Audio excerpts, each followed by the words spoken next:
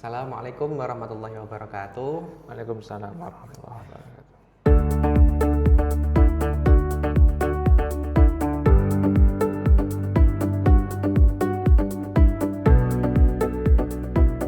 Alhamdulillah,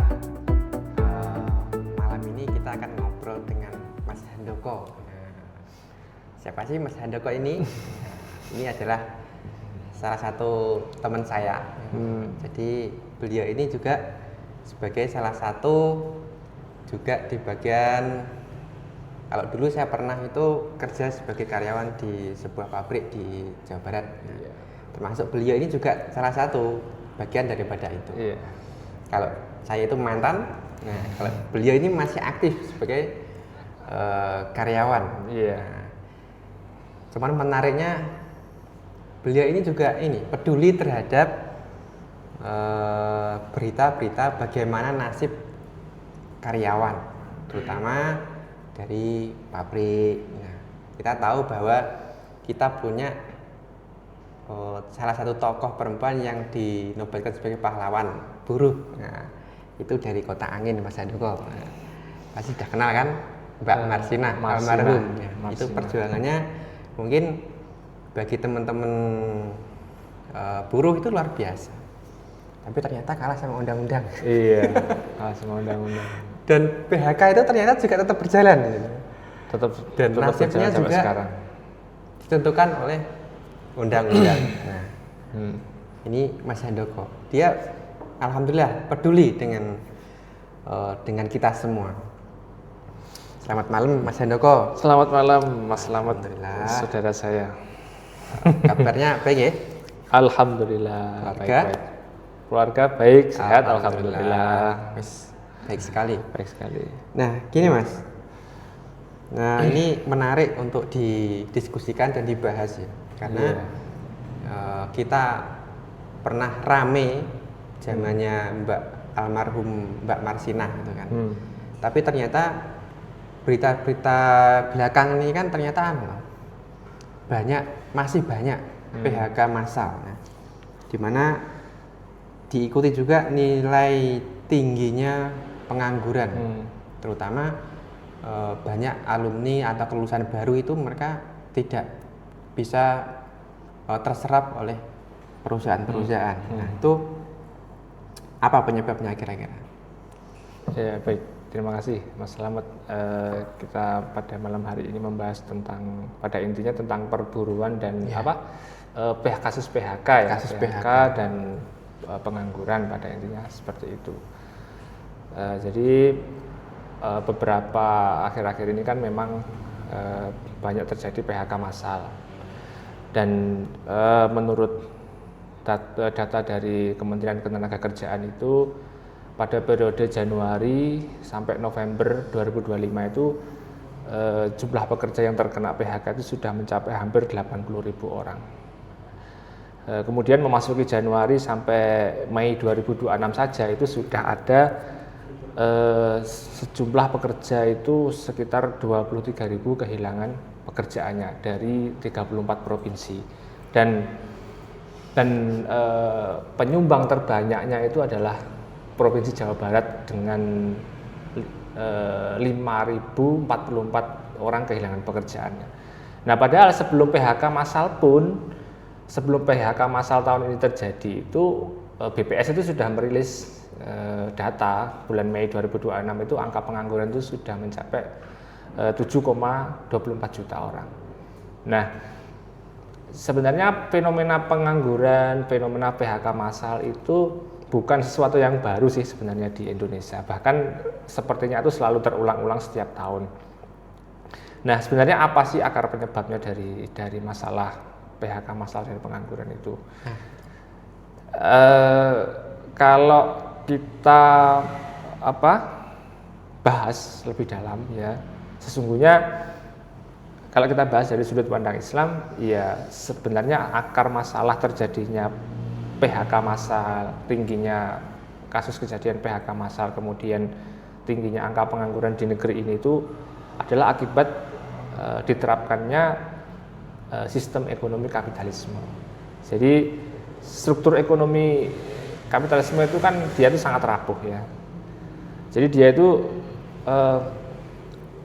diterapkannya kapitalisme di negeri ini itulah yang menyebabkan tingginya PHK massal dan pengangguran di Indonesia. Nah, kenapa bisa seperti itu? Karena di dalam sistem kapitalisme itu pemerintah itu dia lebih banyak berperan sebagai regulator, bukan sebagai pengatur utama ekonomi rakyat.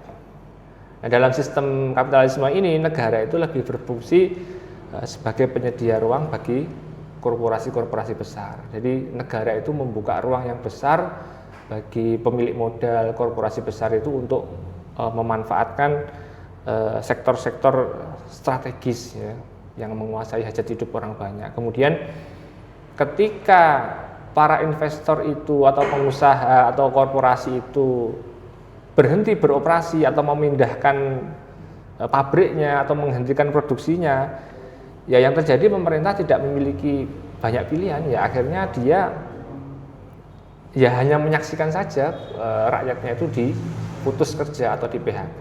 Nah, kemudian di dalam sistem ini lapangan pekerjaan itu ya di dalam sistem kapitalisme lapangan pekerjaan itu tidak disediakan oleh negara. Ya, negara itu nggak menjamin lapangan pekerjaan itu nggak dijamin oleh negara. Akan tetapi diserahkan kepada mekanisme pasar. Ya, dalam hal ini siapa? Ya perusahaan tadi. Ya.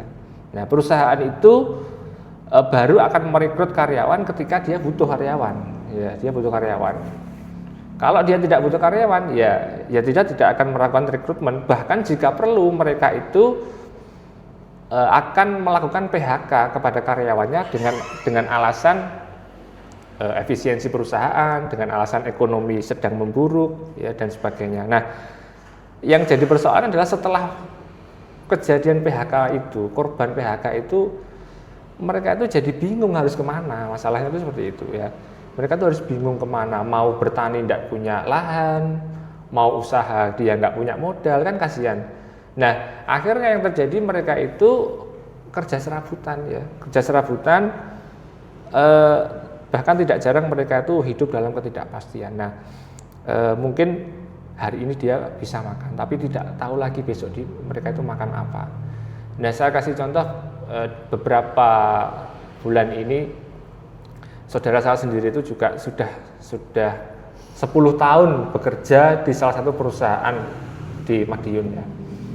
Jadi selama 10 tahun itu dia bekerja, itu pun tidak menjamin dia itu bakal dipakai terus. Ya, ketika perusahaan itu ada persoalan, ada masalah, terjadi minus labanya, pendapatannya minus, ya mau nggak mau perusahaan terpaksa memangkas karyawan-karyawan itu bahkan sampai ribuan. Nah, itu salah satu perusahaan di Madiun itu baru kemarin itu mem-PHK ribuan karyawannya di Madiun, salah satu perusahaan ya kendaraan berat lah istilahnya yang ada di Madiun. Itu karena persoalan keuangan jadi mereka terpaksa merumahkan ribuan karyawannya. Jadi sekali lagi, apa sih akar penyebabnya kok banyak PHK dari zaman dulu? Siapa tadi? Marsinah ya? Mbak Marsinah. Mbak Marsinah itu pejuang buruh itu yang memperjuangkan sampai bertaruh nyawa, tapi pada kenyataannya kalah dengan undang-undang. Kemudian bahkan sampai hari ini pun PHK dan pengangguran juga masih terus terjadi. Nah, jadi akar penyebabnya adalah diterapkannya sistem ekonomi kapitalisme tadi, ya. Seperti itu. Oh, jadi itu tadi ya. Jadi penerapan sistem kapitalisme pada sektor ekonomi. Ya. Jadi negara hanya sebagai regulator saja. Regulator. Jadi kalau tadi dicontohkan di Madiun sampai mem-PHK-kan ribuan Ya. Nah, ini Madiun saja, belum di tempat Madiun, lain. ya Madiun itu. Kalau tadi datanya ada yang paling besar itu Jawa Barat. Jawa Barat 5.044 orang kehilangan pekerjaan di tahun 2026. Ya. Kayaknya kalau di sana itu memang akses industrinya paling banyak. Karena dulu saya pernah kerja di daerah sana juga. Di mana? Di daerah Jawa Barat. Jawa Barat. Oh, Cikampek iya. ya. Iya. Itu memang wilayah industri.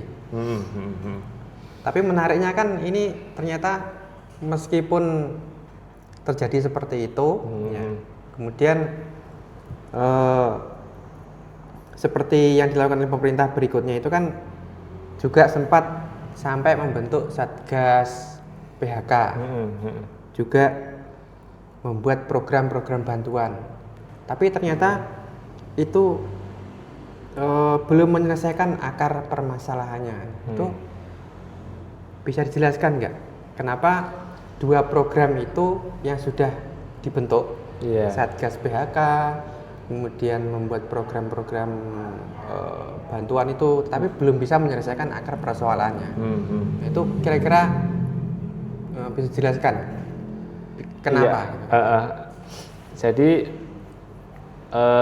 pembentukan Satgas PHK oleh pemerintah ya untuk menanggulangi kasus PHK, kemudian pemberian bantuan sosial kepada para korban PHK ataupun pengangguran itu, kenapa sih kok seolah-olah tidak pernah menyelesaikan akar persoalan pengangguran ini? Ya kembali lagi ke karena solusi tadi itu tidak pernah menyentuh akar persoalannya. Ya. Akar persoalannya tadi adalah diterapkannya sistem kapitalisme di negeri ini ya. Nah orang yang di PHK pengangguran itu kan butuhnya kerja mas, bukan butuh satgas.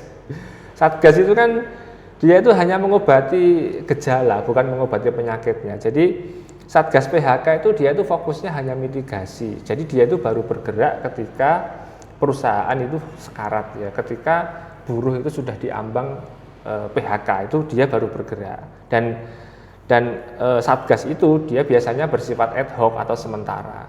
Nah, dan Satgas PHK itu fungsinya juga lebih banyak pada koordinasi, mediasi dan pengawasan. Dia bukan sebagai pembuat regulasi. Artinya dari sisi istilahnya apa ya? Taji, dia tuh kurang bertaji gitu loh kalau dihadapkan dengan persoalan PHK dan pengangguran itu. Jadi nggak menyentuh persoalan, akar persoalan. Kenapa kok gagal ya? Karena nggak menyentuh akar persoalan. Kemudian bantuan sosial juga seperti itu. Dia juga sifatnya hanya sementara.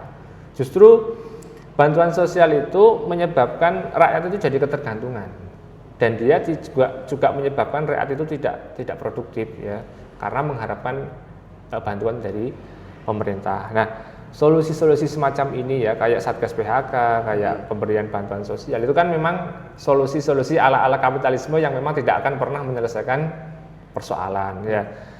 Jadi solusi tambal sulam ala kapitalisme lah yang seperti itu. Ya, sekali lagi kita kembali lagi ke kapitalisme. Di dalam kapitalisme itu kan negara hanya berperan sebagai maklar ya, dia bukan pelayan rakyat ya. Ya, kita itu punya sumber daya alam yang sangat melimpah ya.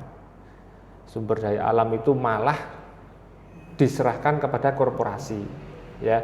Kemudian sumber daya alam yang sangat melimpah itu bukan dikelola oleh negara yang dengan mengelola itu nanti bisa membuka lapangan pekerjaan. Jadi sumber daya alam yang sangat banyak itu mungkin yang sesungguhnya itu adalah milik rakyat ya, kayak minyak, kayak gas, kemudian batu bara, nikel, emas, timah, bauksit, hasil laut, hasil hutan, dan serta banyak sekali kekayaan alam yang lainnya itu yang jumlahnya sangat luar biasa itu malah justru diserahkan kepada swasta, apalagi asing ya. Nah akhirnya apa yang terjadi ya kita tidak menikmati itu, akhirnya justru sumber daya alam itu dinikmati oleh korporasi swasta tadi, bahkan korporasi asing ya. Ya benar, negara itu menerima pemasukan dari situ, dari pajak, dari royalti, dari dividen. Akan tetapi jumlahnya itu sangat jauh kecil ya, nilainya itu dibandingkan dengan manfaat yang diterima oleh perusahaan swasta tadi ya. Jadi sangat jauh sekali. Nah ini tampak dalam APBN tahun 2025 itu pendapatan negara dari sumber daya alam itu dia itu sebesar 290,08 triliun ya. Nah karena pendapatannya inilah kemudian pemerintah itu menjadi ruang fiskalnya menjadi sempit ya. Karena ruang fiskal sempit, akibatnya pemerintah itu tidak punya peluang untuk membangun industri yang strategis, kemudian membuka lapangan kerja dalam jumlah besar ataupun memberikan jaminan hidup yang memadai bagi rakyat korban PHK tadi. Nah, yang terjadi justru sebaliknya, ya, rakyat itu bukan dibantu, dicarikan pekerjaan, ya, sudah kehilangan pekerjaan, nganggur lama, tapi yang terjadi malah apa? Malah dibebani dengan berbagai macam pajak. Rakyat dibebani dengan berbagai jenis pajak, ya. Bahkan pada akhirnya selama berpuluh-puluh tahun Indonesia itu berdiri, pendapatan negara itu paling besar itu dari pajak, ya, dari pajak. Nah, ini tampak dalam pendapatan negara dalam APBN tahun 2025. Pajak itu, pendapatan dari pajak itu mencapai 2.387,2 triliun, itu dari pajak. Nah, sementara dari SDA cuma 2.900 triliun. Bayangkan kita itu menghidupi negara, negara itu bisa berjalan dengan bantuan rakyatnya, bukan sebaliknya. Negara yang harusnya itu membantu rakyatnya, malah rakyat disuruh membantu negara. Sumber daya alam yang seharusnya itu milik rakyat, kemudian dimanfaatkan oleh negara, dikembalikan kepada rakyat, malah justru diberikan kepada korporasi asing. Nah, sekali lagi ini akar kapitalisme yang solusi Satgas PHK, solusi bantuan sosial itu tidak menyentuh ke situ. Jadi makanya kenapa seolah-olah kok gagal? Ya karena memang nggak menyentuh akar persoalan tadi. Dan Satgas maupun bantuan kan tadi sifatnya hanya sementara. Jadi tidak pernah menyelesaikan persoalan. Itu hanya solusi tambal sulam dari kapitalisme seperti itu. Kalau dari penjelasan tadi kelihatannya jelas sekali. Jadi korporasi, pemilik korporasi itu yang lebih kaya daripada negara kita. Iya, jelas. Gitu. Karena mereka yang diberi ruang untuk mengelola sumber daya alam oleh negara, bukan negara yang mengelola, tapi justru diserahkan kepada korporasi tadi. Ya. Kalau kapitalisme itu kita melihat itu menunjukkan bahwa sebuah kegagalan. Itu menunjukkan bahwa sebuah kegagalan dari sistem kapitalisme. Nah, kira-kira apakah solusinya itu kita akan pakai sosialisme atau pakai Islam gitu kan? Yeah. Nah, tapi menariknya bagi kita sebagai seorang Muslim, tentu Islam itu menjadi pilihan karena sosialis komunis sudah gagal di awal gitu kan. Hampir seluruh negara yang memakai sistem sosialis komunis kan tumbang duluan gitu kan. Sekarang tinggal kapitalisme, itu pun juga di ujung tanduk gitu kan. Nah, kira-kira kalau Islam memberi solusi itu gimana? Kira-kira gimana? Iya, sistem Islam memberikan solusi itu. Iya, tentu sebagai seorang Muslim, ya, solusi Islam itu adalah sebuah yang paling utama. Tentu dia adalah tuntutan akidah, ya, tuntutan akidah, karena keimanan kita itu menuntut kita itu mengamalkan Islam secara total, secara kafah, ya. Jadi apakah kita mau milih sosialis apa Islam? Ya kita orang Islam jelas dengan tegas kita memilih Islam sebagai solusi. Jadi karena itu selain tuntutan akidah, ya juga kewajiban kita untuk mengamalkan seluruh ajaran Islam. Nah, menariknya Islam itu sebenarnya punya banyak sekali solusi untuk mengatasi PHK dan pengangguran ini.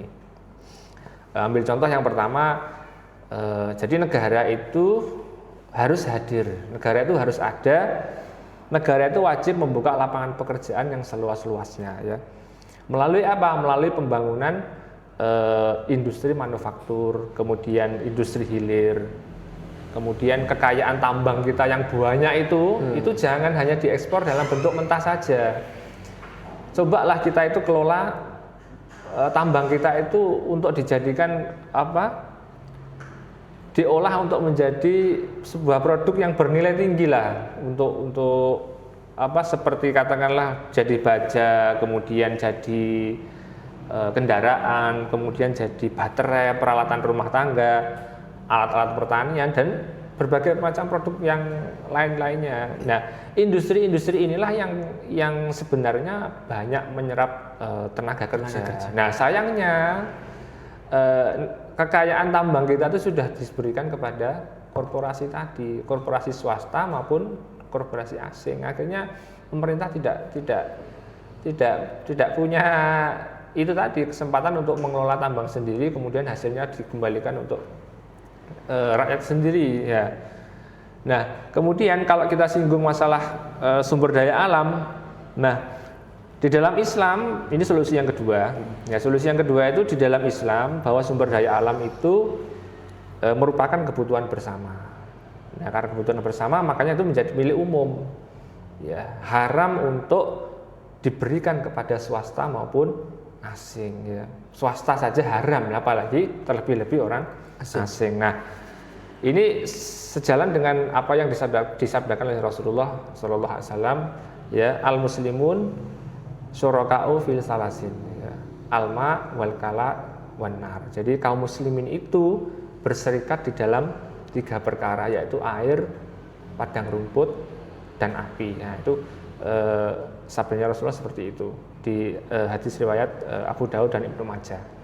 Nah, atas dasar hadis inilah negara itu wajib mengelola sumber daya alam yang milik umum tadi, ya, wajib mengelola sumber daya alam tadi itu atas nama rakyat. Jadi keuntungannya itu untuk kepentingan seluruh rakyat dalam bentuk pendidikan gratis, kemudian pelayanan publik yang berkualitas, kemudian pembangunan industri, pelayanan kesehatan dan ya tadi penciptaan lapangan kerja. Jadi dengan mengelola semua sumber daya alam tadi, hasilnya dikembalikan kepada rakyat lagi. Karena sekali lagi kaum muslimin itu berserikat dalam 3 hal tadi, alma, alkala, wan nar ya. Jadi air, padang rumput, dan api. Jadi seluruh hasil sumber daya alam dari ketiga hal tadi itu merupakan milik kaum muslimin ya. Dia itu haram untuk diserahkan kepada swasta apalagi asing ya. Dia itu harus diolah oleh negara dan hasilnya dikembalikan kepada rakyat ya tadi melalui pendidikan dan kesehatan gratis, kemudian pelayanan publik yang berkualitas, kemudian pembukaan lapangan kerja dan sebagainya. Nah, itu yang kedua. Kemudian yang ketiga, negara itu tidak boleh membiarkan kekayaan itu hanya berputar di kalangan orang-orang yang kaya saja. Jadi nggak boleh duit itu hanya berputar di kalangan orang-orang konglomerat itu ya, oligarki dan sebagainya itu. Nah, dalam Islam harta itu harus terus bergerak, melalui investasi yang halal, melalui perdagangan, melalui produksi dan konsumsi, sehingga roda ekonomi itu terus berputar dan kesempatan kerja itu semakin luas. Nah, ini sejalan dengan firman Allah Subhanahu wa taala di dalam surat Al-Hasyr ya. Kaila yakuna dulatam bainal aghniya'i minkum. Jadi supaya harta itu jangan hanya berputar di orang-orang kaya saja di antara kalian. Nah, ini orang-orang kaya kamu tuh jangan menimbun duitmu itu loh, investasikan untuk membantu rakyat yang butuh pekerjaan. Ya, kamu bangunlah pabrik, kamu bikinlah produksi tempe, produksi sambal pecel, biar saudara-saudara kamu itu bisa dapat pekerjaan. Jangan malah kekayaan kamu itu mbok tukokne saham, mbok investasikan ke reksadana, bibit dan sebagainya, itu kan Bitcoin itu kan yang menyebabkan mandeknya perekonomian kan karena uang itu banyak berputar di sektor non real. Jadi uang itu tidak berputar di sektor real, tidak jalan untuk perdagangan, tidak jalan untuk konsumsi. Akhirnya orang-orang kaya itu malah justru menginvestasikan uangnya di saham. Nah, itu tidak boleh dalam Islam. Jadi harus orang-orang kaya itu menginvestasikan uangnya untuk memutar perekonomian tadi, tidak boleh menimbun harta. Jadi itu tadi beberapa solusi dari Islam. Berarti ketika Islam itu mau dipakai untuk menyelesaikan problematika pengangguran dan PHK, berarti harus meninggalkan sistem kapitalisme. Tepat sekali. Nah, ketika nanti sudah ditinggalkan, maka negara akan mengelola sumber-sumber daya alam. Secara Itu kan nanti mandiri. berarti terbayang, saya terbayang itu negara mengelola, kemudian dia itu juga mengolahnya sampai ke bentuk produksi jadi gitu kan. Ini kan berarti negara itu bisa membuka lapangan pekerjaan yang begitu besar. Iya. Sampai ke titik yang paling kecil sekalipun. Iya. Yang terjadi sekarang itu kan itu barang-barang mentah itu kan justru diekspor ke luar negeri. Nah, yang ekspor itu kan siapa? Ya korporasi tadi. swasta. Yang mereka itu tidak punya kepentingan untuk membantu rakyat. Buat apa? Saya kan sudah dikasih izin sama negara untuk mengelola ini. Ya, saya kan juga sudah membayar dividen kepada negara, royalti kepada negara. Ya terserah saya, mau saya ekspor, mau saya olah sendiri.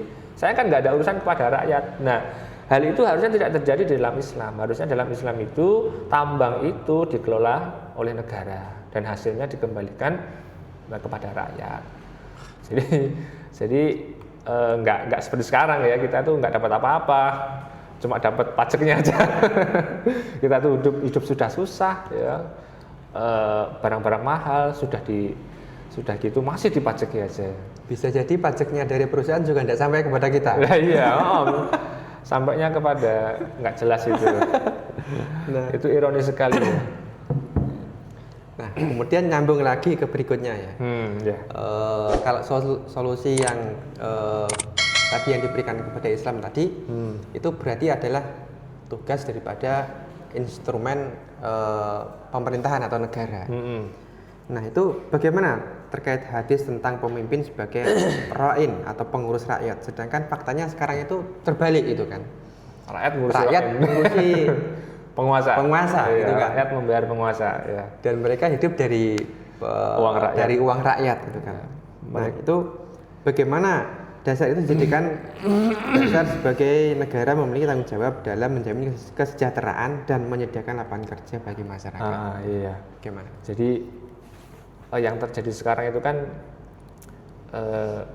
karena pendapatan negara terbesar itu dari pajak ya kan. Jadi seolah-olah kita itu disuruh membiayai gaya hidupnya para pejabat ya. Bukan pejabat itu yang mengurusi kita, menjamin kehidupan kita, mensejahterakan kita. Itu tidak pernah terjadi di dalam kapitalisme. Nah, itu sangat bertentangan dengan Islam. Dalam Islam pemimpin itu adalah ra'in. Ra'in itu adalah pengurus rakyat ya. Dalam Islam pemimpin itu adalah pemerintah atau negara, atau pemimpin itu dia adalah ra'in, pengurus rakyat. Jadi Rasulullah SAW itu bersabda, al-imamu ra'in wa huwa mas'ulun an ra'iyatihi. Jadi pemimpin itu, pemimpin kepala negara itu adalah pengurus rakyat, dan ia bertanggung jawab atas rakyat yang dia urus ya. Jadi pemimpin itu ya dia pengurus, bukan malah diurus ya, bukan malah lepas tangan. Kayak contohnya kasus PHK tadi ya, ketika perusahaan itu mem-PHK karyawannya, kemudian apa yang dilakukan oleh negara? Kan nggak ada, negara lepas tangan, mereka tuh dibiarkan mencari pekerjaan sendiri, dibiarkan hidup sendiri. Dapat pesangon itu yang ngasih siapa? Perusahaan kan, perusahaan. Lah negara tugasnya apa? Mengatur besaran pesangon, bukan untuk menjamin kehidupan mereka setelah di PHK kan. Jadi negara itu benar tadi yang dikatakan, negara itu hanya menjadi regulator dalam kapitalisme. Jadi negara tidak peduli atau lepas tangan ketika terjadi PHK kepada rakyat. Nah, di dalam Islam pemimpin atau kepala negara itu adalah ra'in, pengurus rakyat ya. Nah, hadis ini menjadi landasan bahwa pemerintah itu tidak boleh lepas tangan terhadap kemiskinan, terhadap pengangguran maupun kesulitan ekonomi yang menimpa rakyat ya. Bahkan terdapat sebuah hadis yang dituturkan oleh Anas bin Malik ya. Ini kisah yang sangat masyhur ya. Seorang sahabat, dia itu datang kepada Rasulullah SAW, yang pada saat itu Rasulullah itu sebagai kepala negara Islam di Madinah. Beliau itu miskin ya, datang kepada Rasulullah sedang kesulitan ekonomi, meminta bantuan kepada Rasulullah ya. Nah, apa yang dilakukan Rasulullah? Ya, dia itu ditanya, kamu punya apa? Ya, dia itu saking miskinnya itu dia itu cuma baju yang dia punya baju yang dia pakai sama satu lagi baju yang ada di rumah. Saking miskinnya itu. Nah, apa yang dilakukan Rasulullah? Dia minta bantuan kepada Rasulullah. Yang dilakukan Rasulullah apa? Bukan langsung memberikan makanan. Tapi Rasulullah itu menyuruh si sahabat tadi mengambil kain yang ada di rumah untuk dijual. Nah, dijual, kemudian ditawarkan kepada sahabat, ada yang mau membeli 2 dirham. Nah, setelah itu 1 dirham kamu belikan makanan untuk keluargamu. Nah, yang 1 dirham kamu belikan kapak. Ya. Nah, setelah itu Rasulullah itu dengan kapak itu diberikan kepada sahabat tadi dan menyuruh pakai kapak ini kamu carilah kayu bakar untuk menghidupi keluargamu. Nah, jadi dengan itu orang itu dapat bekerja dan menjual kayu bakar, kemudian memperoleh penghasilan sendiri. Pada akhirnya dia bisa memenuhi kebutuhan keluarganya sendiri. Nah, hadis ini menjelaskan bahwa Islam itu mewajibkan pemerintah itu membantu rakyatnya agar bisa bekerja, bukan membiarkan mereka itu hidup dalam ketergantungan. Maksudnya apa? Yang bikin ketergantungan tadi apa? Ya bansos tadi, BLT lah, balsem lah, bansos atau apa, itu justru tidak membuat rakyat itu mandiri, tidak membuat rakyat itu produktif, justru membuat rakyat itu menjadi ketergantungan. Jadi merasa dienakkan. Mohon maaf, itu malah jadi membentuk mental miskin ya, mental yang selalu ingin dibantu. Ya memang kewajiban pemerintah itu untuk membantu, tapi kisah ini membuktikan bahwa Rasulullah itu tidak sekedar memberi bantuan langsung, itu enggak. Tapi Rasulullah itu mengajarkan kita bagaimana seorang kepala negara itu menyelesaikan problem ketika rakyatnya itu kesulitan ekonomi. Nah, itu kaitannya bahwa pemerintah itu, imam itu adalah ra'in, itu seperti itu. Itu sudah dicontohkan oleh Rasulullah SAW bagaimana beliau menyelesaikan rakyatnya yang kesulitan ekonomi. Jadi tidak langsung dikasih makanan, tidak langsung dikasih uang, udah ini kamu pulang. Enggak, beliau dikasih kapak suruh kerja, bukan dikasih bantuan tunai. Kasih bantuan tunai, uangnya habis, bahkan habisnya itu kadang-kadang tidak untuk konsumsi makanan pokok, kadang habis untuk beli HP, untuk gaya hidup. Nah itu kan wis pemerintah hanya keblinger, rakyatnya karena mentalnya miskin jadi tambah keblinger lagi. Ya itu makanya kita katakan tadi solusi bantuan sosial itu nggak pernah menyelesaikan akar persoalan tadi. Nah ini kita dicontohkan oleh Rasulullah bagaimana imam atau ra'in, pengurus rakyat itu dia bekerja untuk kesejahteraan rakyatnya, seperti itu. Kalau saya simpulkan dari kisah yang jenengan sampaikan tadi itu sangat jelas sekali solusi utama yang diselesaikan itu bukan terkait perutnya, bukan makan gratis langsung, bukan makan gratis ya. Tapi dia mencetak bagaimana dia menjadi insan yang produktif gitu. Nah, ini sangat menarik sekali. Nah, ini berarti kalau satu poin di instrumen itu bisa diselesaikan dengan sistem Islam, kayaknya kalau dengan kondisi sekarang itu tidak memungkinkan, kecuali dengan sistem yang menyeluruh gitu kan, dengan sistem yang kafah, yang menyeluruh, dengan penerapan syariat Islam yang menyeluruh. Iya. Nah, kira-kira nih yang terakhir dari saya itu apa kesimpulan utama bagaimana hubungan antara penerapan syariat Islam yang menyeluruh dengan sistem pemerintahan dan upaya untuk mewujudkan kesejahteraan ekonomi masyarakat. Karena kondisi fakta sekarang itu seperti itu, dan ada solusi yang menarik dan tidak memungkinkan untuk pakai solusi yang lain kecuali dengan Islam, dan itu harus solusinya dengan solusi Islam yang menyeluruh atau kafah. Nah, gimana? Iya, jadi ini sampai ke kesimpulan ya. Iya. Kesimpulannya, jadi kesimpulan utamanya bahwa keberhasilan sebuah atau suatu sistem ekonomi itu bukan diukur dari angka-angka atau statistik ya.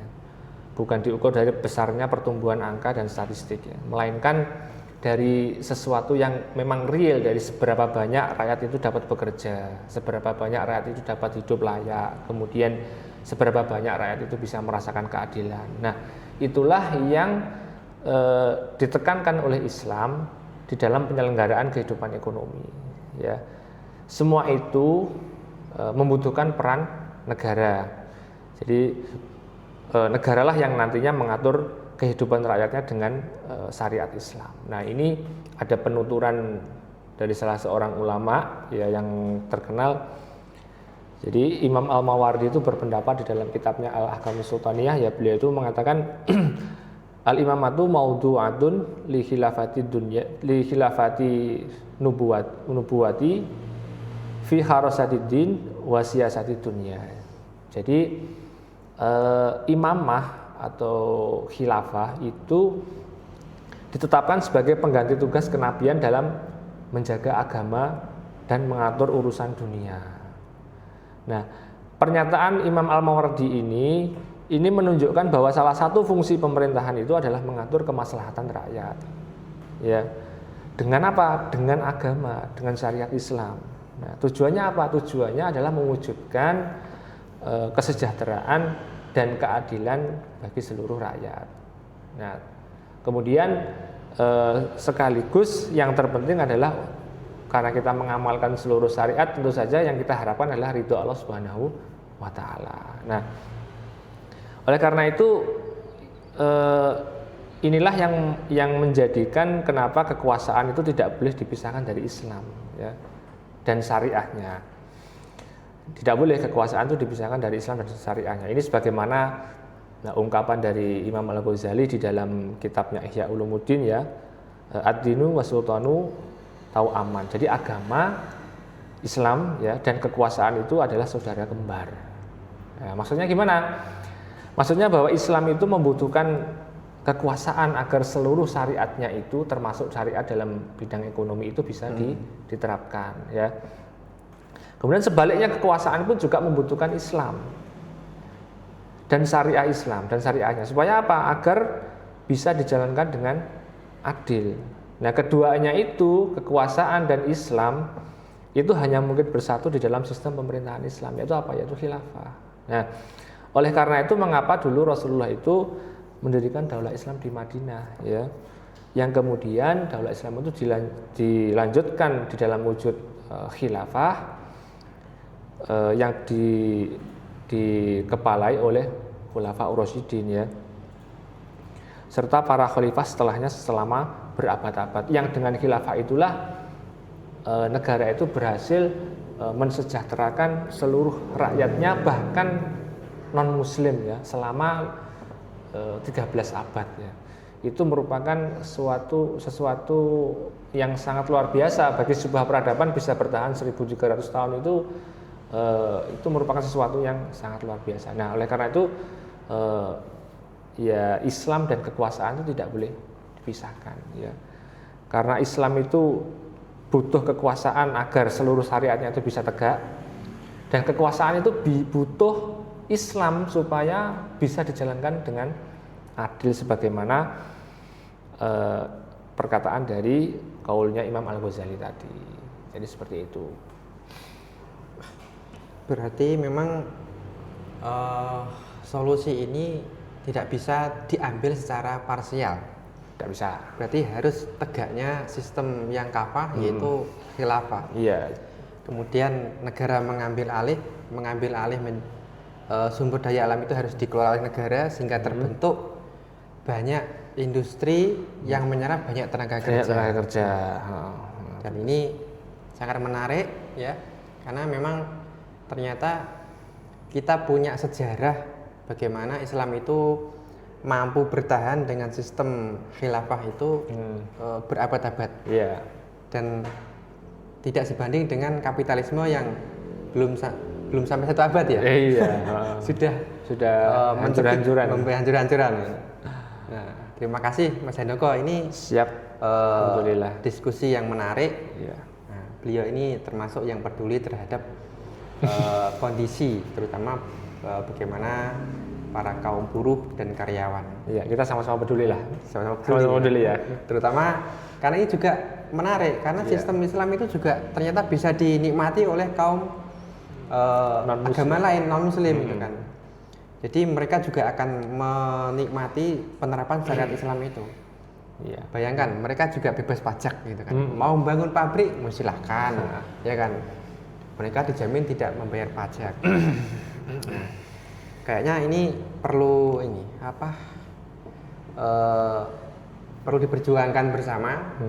Iya. Karena yang akan menikmati penerapan syariat Islam ini bukan hanya kaum muslimin, bukan saudara muslim saja, tapi juga mereka yang ada di seluruh dunia, terutama yang non muslim juga. Nah, terima kasih saya sampaikan ke Mas Handoko. Siap. Sama-sama. Atas bincang-bincang editorial malam ini, dan nanti kita akan ketemu di lain waktu, insya Allah di topik yang berbeda.